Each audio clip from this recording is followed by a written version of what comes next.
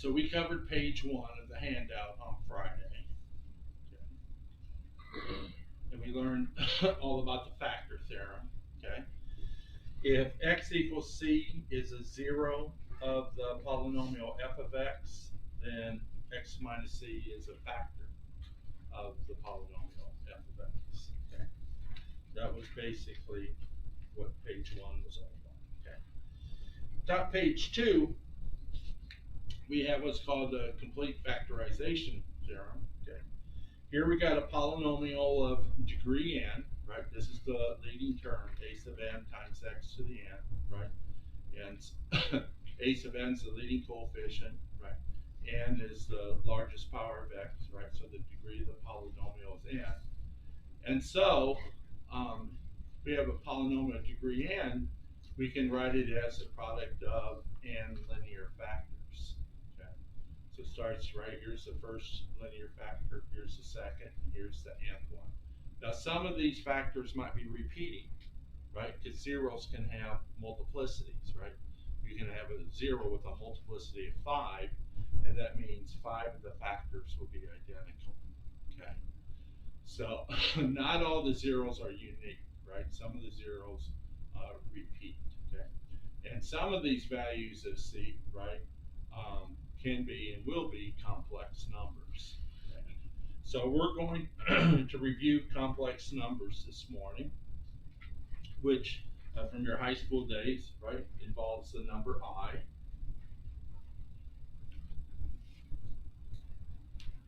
If you recall, I is the imaginary number, the square root of minus 1, right? You can't take the square root of a negative number and get a positive, you get a real number. Okay. So I is the imaginary number, right? Square root of minus 1. And if we square I on both sides, right, we get I squared is equal to negative 1. And then if we cube I, we get I cubed is equal to I squared, right, by the rules of exponents. I cubed is equal to I squared times I. I squared is equal to negative 1. And negative 1 times I can be written as negative I. Okay. So on your handout, right, here it defines I and I squared. And so I cubed down here, right, is equal to minus I to the 4th power is equal to I squared times I squared, right, by the rules of exponents. But I squared is equal to negative 1.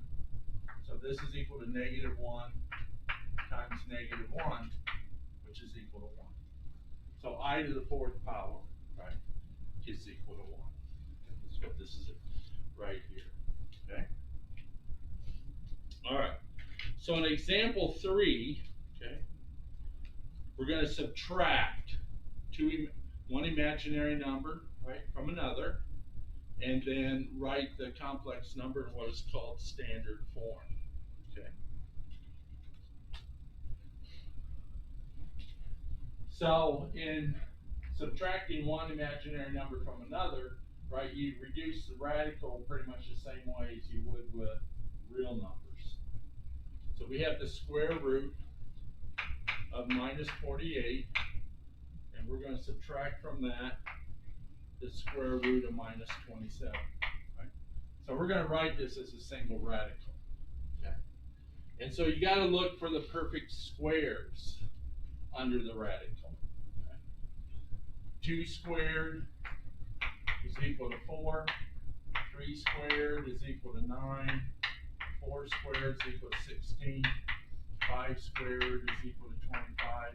And so when reducing a square root, you got to be looking for multiples under the radical that are of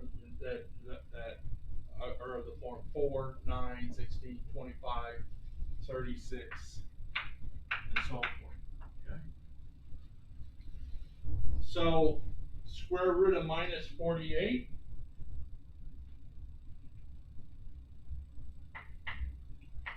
it can be written as minus 1 times 16 times 3. Okay. 16, right, is 4 squared is equal to 16. 4 squared is a perfect square. And so we can write 48 as 16 times 3, and then take that times negative 1. Then we subtract. Minus 27 can be written as minus 1 times 9 times 3. Okay. And 3 squared equal to 9, right, is a perfect square. So when you're reducing these square roots, you got to be looking for factors that when you take the square root of them, you get an integer. Okay. You got to be looking for perfect squares. Okay. Well, by the rules of radicals, the square root of a product is equal to the product of the square roots, right? I can write the square root of minus 1 times 16 times 3 as the square root of minus 1 times the square root of 16 times the square root of 3, okay? By the rules of radicals. And the second square root, I can write that square root of that product as the square root of minus 1 times the square root of 9 times the square root of 3.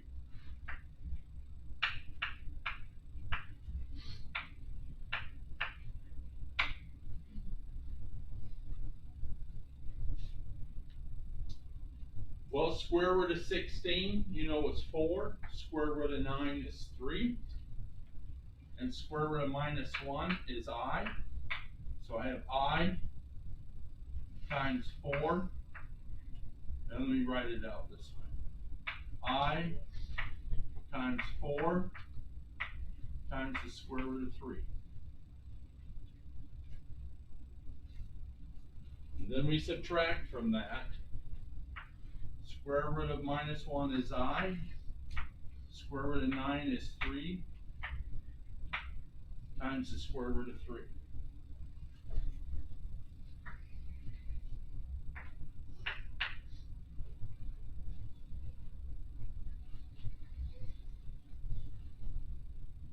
So typically, we put the I in front of the square root. So I'm going to switch the order of the I and the 4.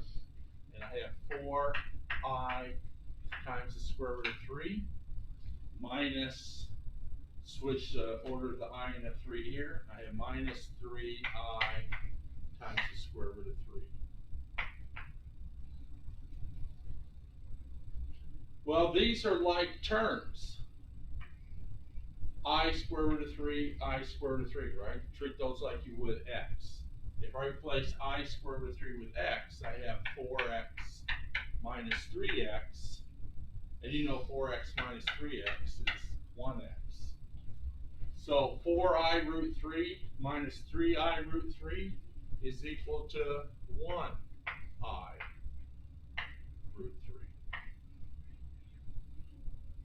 So square root of minus 48 minus the square root of minus 27 simplifies to I root 3.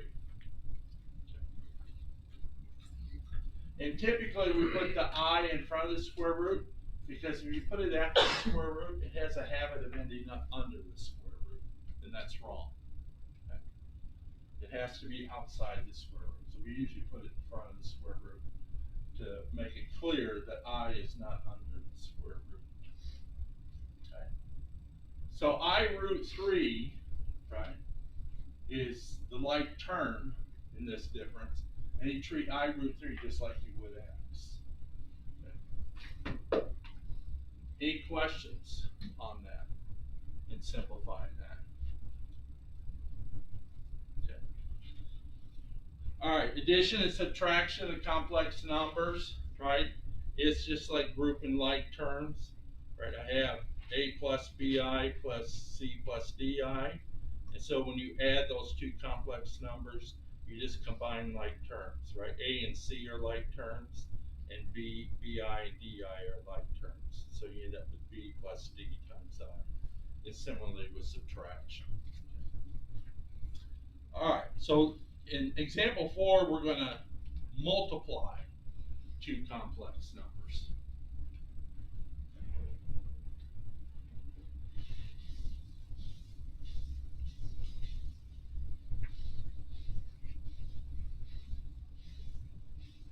Is there anybody in their high school days was not introduced to the number I? Is there anybody here who didn't see I in high school at all? I mean, I guess it's theoretically possible. But I would expect everybody to have seen the number I in high school. Okay. All right.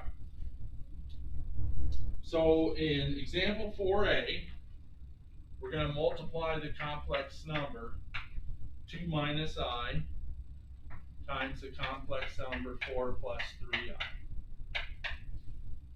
And to perform that multiplication, we're going to FOIL. F-O-I-L. Right? Just like you would two binomials. Okay. So, first thing, multiply first terms. You have 2 times 4.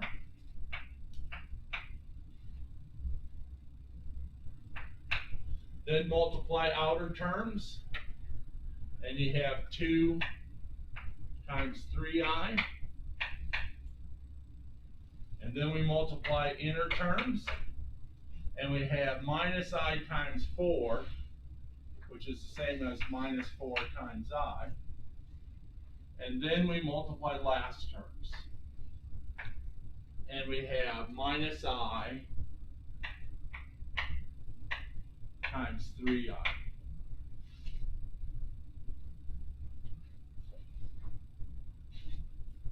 Well,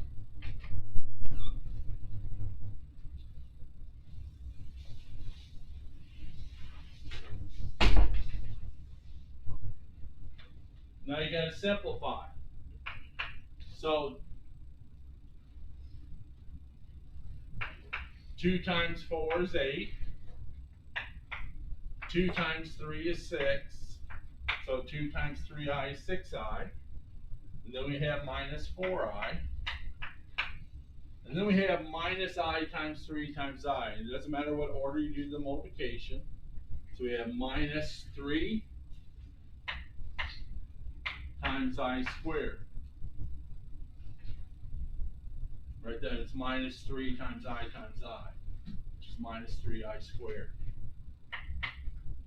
Well, 6I minus 4I is 2I, right? You treat the I just like you would x. 6x minus 2x.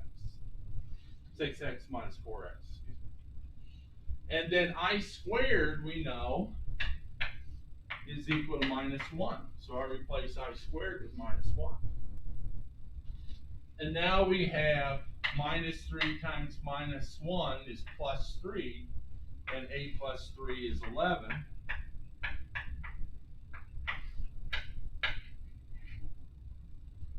So the complex number 2 minus I times the complex number 4 plus 3I equals the complex number 11 plus 2I.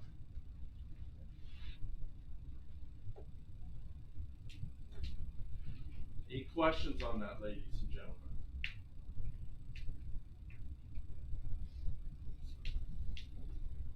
All right, so everybody saw the number I in high school. How many of you saw complex numbers in high school? Complex numbers like this. How many of you didn't see complex numbers like this in high school? So if you didn't, you can also shoot me an email. Come to my office hours and we'll review them together. Okay. I just don't want to make any assumptions that aren't true. Okay. All right. Now in B, things get a little bit more complicated. And so we're multiplying. Right now we got the variable x involved here. Right up here was just multiplying 2 complex numbers. Now this is like multiplying 2 factors. Okay. So this, when we multiply this out, we're actually going to end up with a quadratic because when you multiply first terms, you have x times x, which is x squared. Okay. So we're actually going to end up with a quadratic when we multiply this out. Okay. So this first factor is x minus a complex number, and the second factor is x minus a complex number, right? Instead of just integers. So you guys would know what to do if it was just x minus 3 times x minus 3. But now we got minus 2y plus 2y. So making this complex numbers inside there. Okay. So on the top of the previous page, right, the top is blank. Okay. So I'm going to solve this problem two different ways. So you might put the first way down below here, and then the second way at the top of the next page. Okay. And how you decide to multiply something out like that is up to you. Okay. Either way, you get the same answer. Okay. So we're going to multiply x minus 3 minus 2y times x minus 3 plus 2y. Okay. Now, this first method I'm going to use, okay, is I'm going to take this in parentheses, right, with these three terms, and I'm going to distribute it inside the parentheses over here on the left. So I got to multiply each of these three terms by what's in parentheses here, that entire quantity. So when I distribute what's in the second parentheses inside the first parentheses, I have x times x minus 3 plus 2y. Then I have minus 3 times what's in parentheses here, x minus 3 plus 2y. Then I have minus 2y times what's inside parentheses here, x minus 3 plus 2y. Okay. So I took this entire quantity in parentheses and distributed it inside the parentheses over here on the left.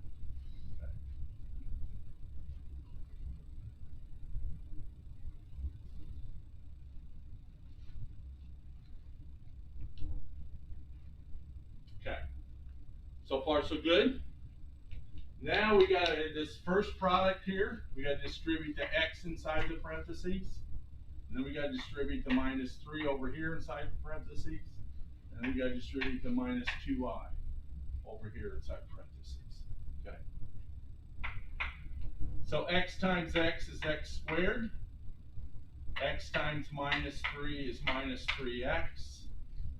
X times 2y can be written as 2ix. And now we distribute the minus 3 inside the parentheses here. And we have minus 3x minus plus 9. Right, minus 3 times x is minus 3x. Minus 3 times minus 3 is plus 9. And then minus 3 times plus 2y is minus 6i.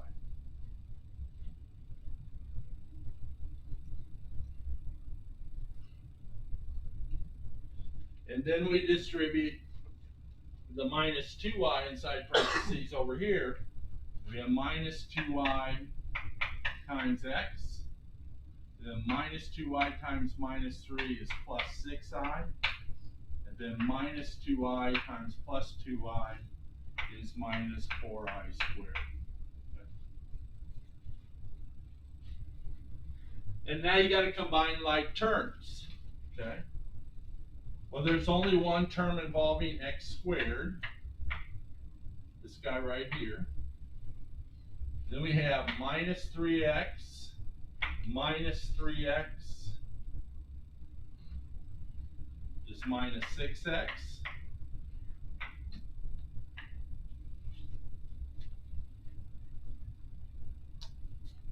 And then 2ix minus 2ix cancel.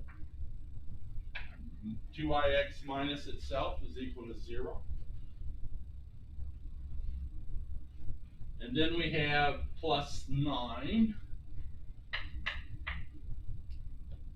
And then we have minus 6i plus 6i, which is 0. They cancel.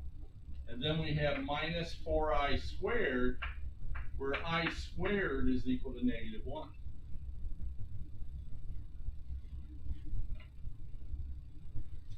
Well, minus 4 times minus 1 is plus 4.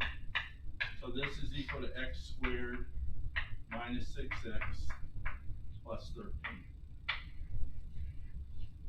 So the product of these two factors involving complex numbers equals a quadratic with real numbers. There are no complex numbers in this quadratic.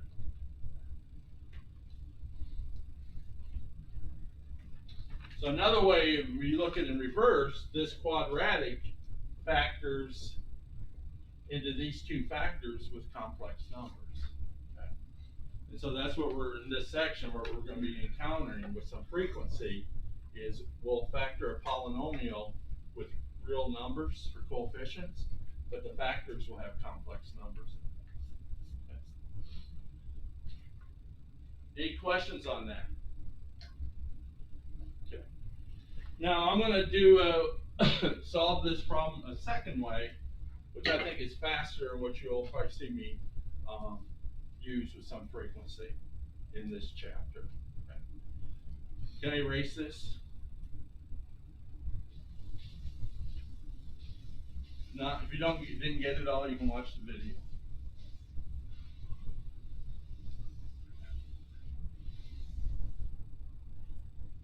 All right. So we have, I got to rewrite this, x minus 3 minus 2y. So this is what you might put at the top of the next page.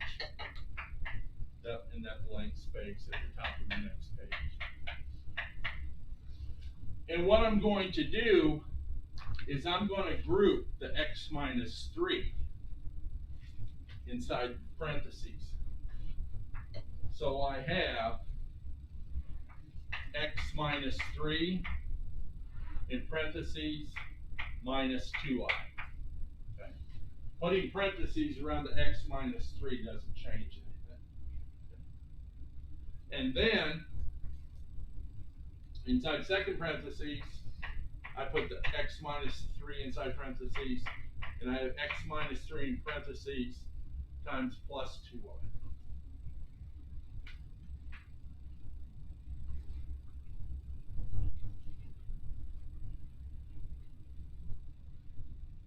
Now, if you look closely, I'm setting this up as a difference of squares. Remember, a minus b times a plus b is equal to a squared minus b squared.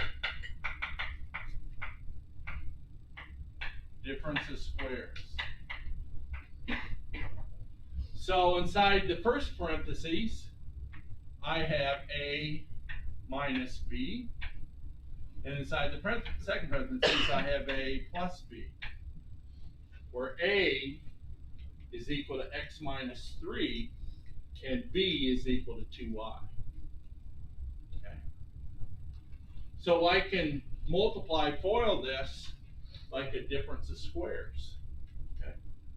This is like a minus b times a plus b. So this is equal to a squared, where a squared is equal to x minus 3 squared. And then I subtract and I multiply b squared. Well, b squared is 2y. So a squared minus b squared in this case is x minus 3 squared minus 2y squared. 2y in parentheses. Okay.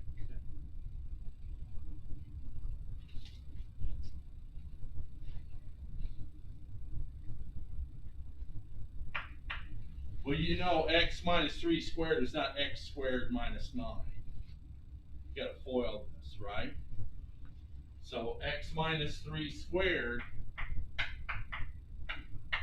is equal to x minus 3 times x minus 3. And when you FOIL that, you get x squared minus 6x plus 9. Too often on exams, people, when they multiply x minus 3 squared, they'll come up with x squared minus 3 squared, and that's wrong. Right?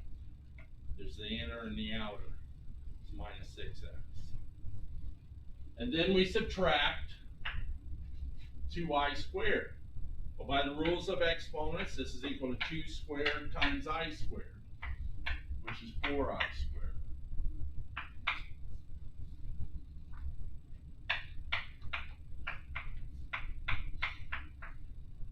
Well, I squared is equal to -1.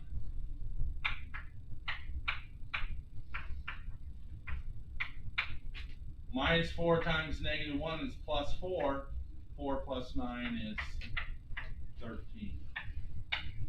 And that's the same answer that we got before. Okay. So when you're multiplying something like this out, okay, you can set it up as a difference of squares multiplication, or you can distribute the quantity inside one of the parentheses inside the other parentheses. You're going to get the same answer.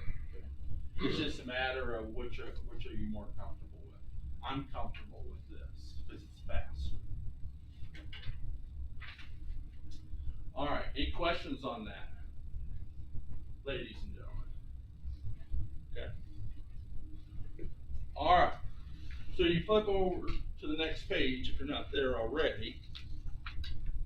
And we're going to talk about complex conjugates and divisions. Now you guys know what a conjugate is because we've had to rationalize numerators and denominators already this semester involving square roots. Okay. So we have a complex number of the form a plus bi, right? A and b are real numbers, right? I is the imaginary number, square root of -1. And so z is, right, the complex number a plus bi. And so the conjugate of z we denote with a bar over the top of z, right? That bar over the top of z means the conjugate of z.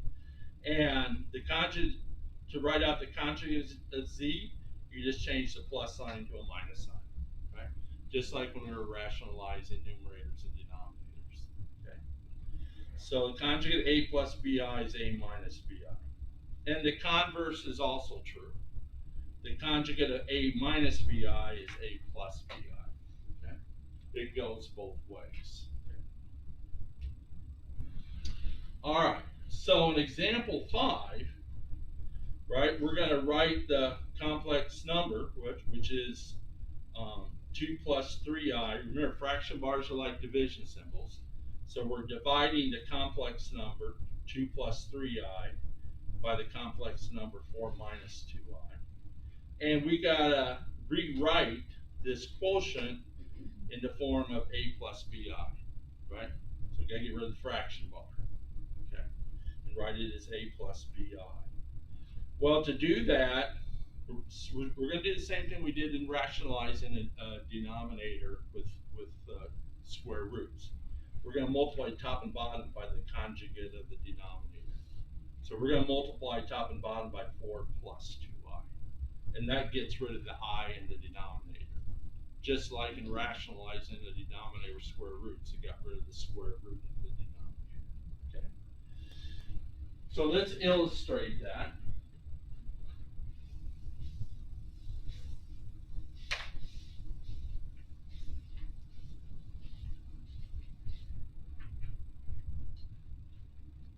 We're going to write that quotient in a plus bi form, right? So we have 2 plus 3i over 4 minus 2i. And so we got to get rid of the I in the denominator. So we're going to multiply top and bottom of this quotient of this fraction by 4 plus 2i. The conjugate of 4 minus 2i. In the denominator we have 4 minus 2i times 4 plus 2i.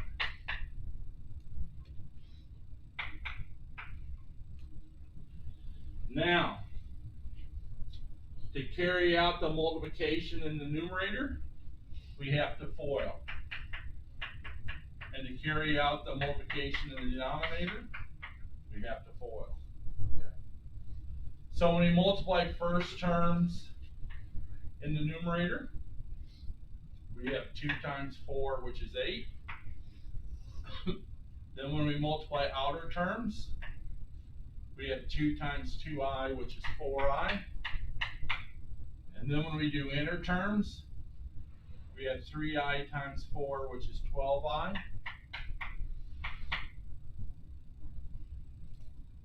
And then when we do last terms, we have 3i times 2i, which is 6i squared.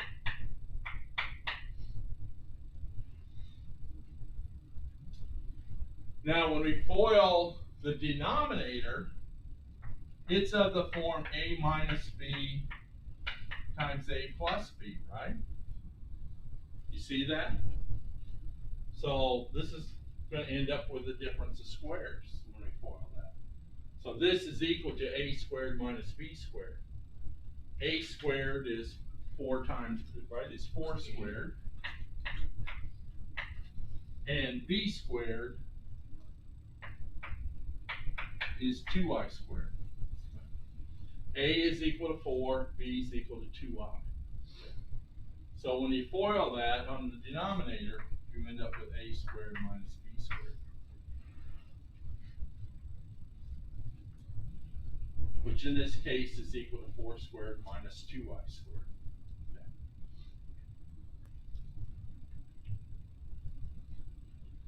And now you continue to simplify. In the numerator, 4i plus 12i is 16i, and I squared is equal to -1. In the denominator, 4 squared is 16, and 2i squared by the rules of exponents is 4i squared.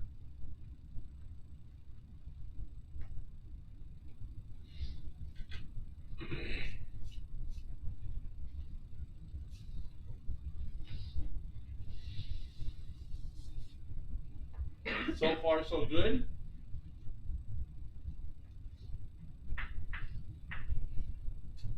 Well, in the numerator, 6 times -1 is -6, and 8 minus 6 is 2. So we end up with 2 plus 16i in the numerator. And in the denominator, I squared again is equal to -1.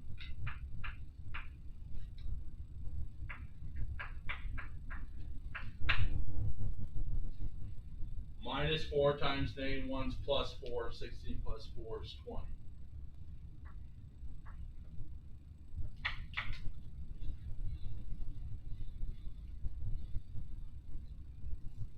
And just like with fractions with just real numbers, you gotta reduce when you can reduce, right? So remember, fraction bars do not undo addition. Some of you are still trying to pull that off, right?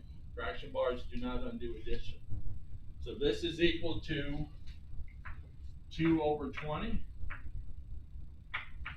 plus 16i over 20.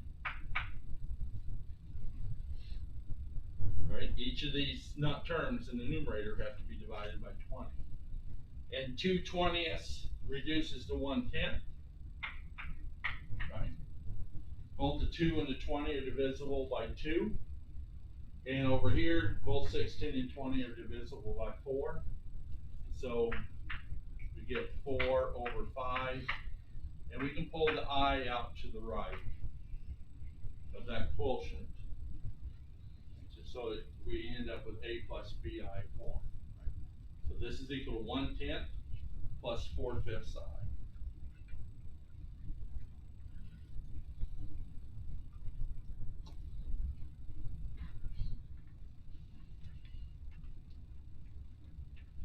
Any questions on that, ladies and gentlemen?